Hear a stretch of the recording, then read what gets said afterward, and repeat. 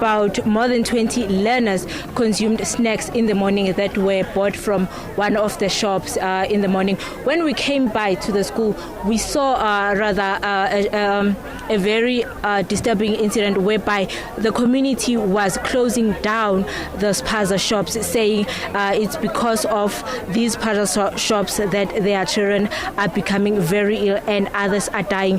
But right now with me, I have the ward councillor Patrick Mabona, who's going to take us through as to what really happened, because it seems like we've got limited information, but he's going to brief us further as to what really happened in the morning at the school and what is the current situation of the learners that were being rushed to the hospital. Mr. Mabona, can you please brief us as to what really happened at the school in the morning?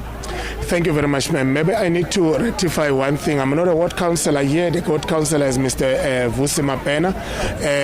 I'm his whip, by the way, from the party that deployed us. I'm his whip. I'm the whip of councillors at this wedding. So I had to come rushing here when I couldn't get him on his phone. Then I said, no, let me quickly come here and make sure that the situation is calmed down, because when I came in, parents were closing the gate of the school, saying they want their kids from the school. They want their kids because they heard that some of the kids ate unbranded snacks in the morning that they bought from vendors outside the school gate. So as community leaders, we needed to get answers from the Department of Education, and we couldn't get answers because obviously they need to follow all the steps of reporting so that we get the proper report from their seniors. Not the school principal was not in the state to report to us as to what exactly happened. But while we are still here, we got reports that over 20 learners, yes, were taken to Bronkhorstspruit Hospital. But by the grace of God, they are back. They were then taken to local clinics, Yokungwini Clinic and Zitobeni Clinic. And as we can speak, we can confirm that they are all back with their parents, because it was nothing major, but they were just complaining about a rash on their skin. And while they were being observed by the school, remember there's a room in the school called a sick room where they need to be observed. They need to observe a child first before they can let the child to either a clinic or a hospital for that matter. So meanwhile they were still observing, a message went out to community groups. As you know, we've got WhatsApp portals in the community.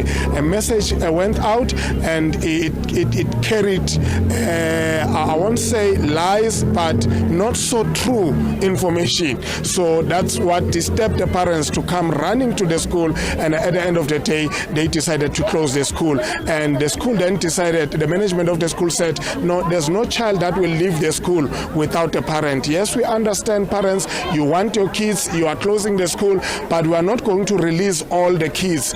Only a kid that a parent came and to collect the child will be released to parents. As you can see behind us, the parents are still coming in to collect their kids from the school. Thank you so much, Mr. Mabona, for that information. Mkolisi, this is the fourth incident within October alone that has been reported with the food poisoning incident. Right now, we're going to try and find the parents and speak to the parents as to how they feel about this situation and also track down the story. Right now, I'm going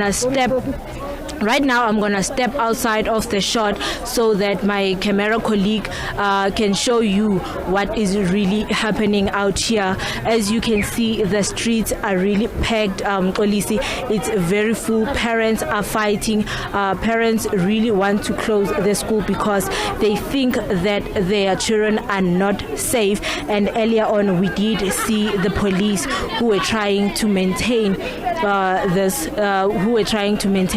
this situation. But for now, we will try and get the parents, and we will keep you updated as to what is really happening at the site. That's Nonhlanhla giving us that update there. And I can imagine it of course has been a morning of pandemonium there, because we understand that there were about 20 ambulances that were busy ferrying the learners to the various health facilities.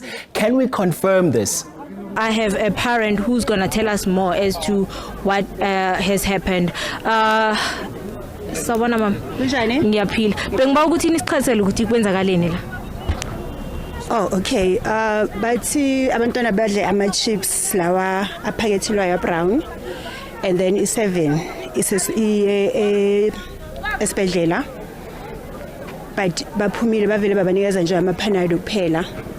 But ke sikhulume no principal about ama vendors abomama laba basebenza la ngaphandle sizoba ne meeting nabo on Monday ne? On Monday, and then bese ngo4 namhlanje soba nama meeting nama Pakistani because ama Pakistani vele asawafuni lana. Okay, Mxolisi, that was one of the parents also explaining to us that what happened earlier in the morning, saying that there were children indeed that were rushed to the hospital and that in the afternoon they'll be having a meeting with the Indian people who are owning the spaza shops, and also they'll be having a meeting with vendors that are selling outside the school just to tell them what is it that they want and what is it that they don't want. And Mxolisi, I heard you earlier on, you were asking about the ambulances. When we got a call that there is a breaking story at Bronkhorstspruit, we passed by one of the hospitals in Bronkhor, and that's where we saw the ambulances getting in with children. But while we were still there, the ambulances got out and went straight to the clinic. I think that is when the children were given the painkillers and they came back to school.